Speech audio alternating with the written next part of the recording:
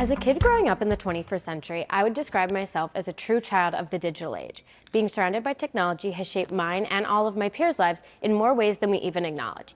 And since I was young, technology has been seamlessly integrated into my daily life, and its influence translates into data analysis, which is where I come in.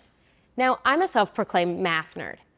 I love a good spreadsheet and a statistical analysis. If anyone else calls me a nerd, it's not okay, but I can refer to myself as one.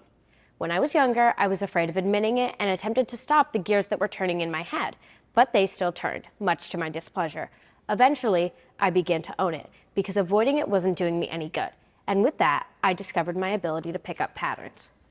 Patterns, specifically patterns in data, define our everyday lives. This past summer, there was a movie called Love at First Sight released on Netflix. Love at First Sight follows Oliver and Hadley, but I'm going to focus on Oliver.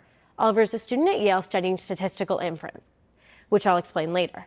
He hates surprises, and he has this idea that with enough data, everything can be predicted. Immediately, this poses the question: if surprises can be avoided, should they be?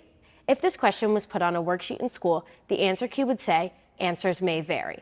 My answer is absolutely. It drives my interest in patterns and the desire for predictability that data analysis is.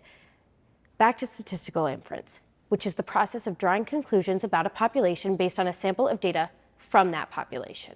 It's like making educated guesses about a larger group by studying a smaller part of it. In Oliver's case, his disdain for surprises aligns with the idea that with enough data, a person can make informed decisions. His perspective in Love at First Sight reflects the most fundamental aspect of statistical inference, the reliance on patterns in data to discover insights and trends. These patterns are like a hidden language just waiting to be deciphered. Just as Oliver believes that everything can be predicted with enough data, statisticians and data analysts use statistical tools to uncover the underlying patterns that can inform decision-making. Let's consider a simple example. Imagine you have a data set of customer preferences in a coffee shop. By analyzing patterns in their choices, you might predict which new coffee flavor is likely to be a hit among customers. This predictive power extends far beyond just personal preferences. It has applications in finance, healthcare, and marketing, as well as countless other areas. Statistical inference involves using probability and mathematical models to make sense of this uncertainty. While uncertainty is inherent in our world, these tools provide a way to deal with it. For Oliver, this quest for predictability is a pursuit of understanding for underlying patterns that are found in various phenomena. In our increasingly digital world, the amount of data available is staggering. Every click, purchase, and social media interaction generates data points that, when properly analyzed, can reveal valuable patterns. Then, data analytics comes into play, which is when you examine, clean, transform, and model this data to extract meaningful information, draw conclusions, and support decision-making. As a teen surrounded by technology, I've witnessed the power of data analytics. It empowers people to make data-driven decisions, optimizing processes and enhancing outcomes. From predicting market trends to personalizing user experiences, data analytics is at the front of shaping our digital landscape. However, data analysis is not a crystal ball.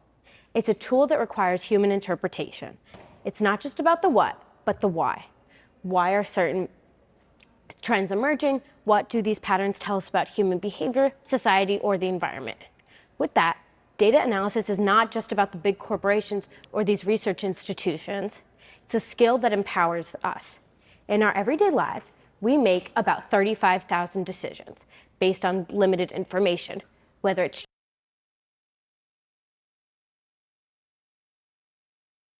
decision-making process.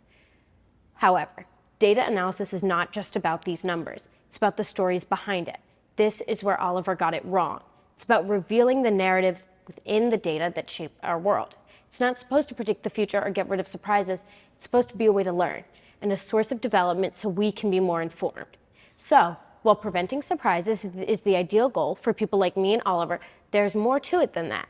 And as we continue to generate and analyze data, we must remember that behind every data point is a story waiting to be told.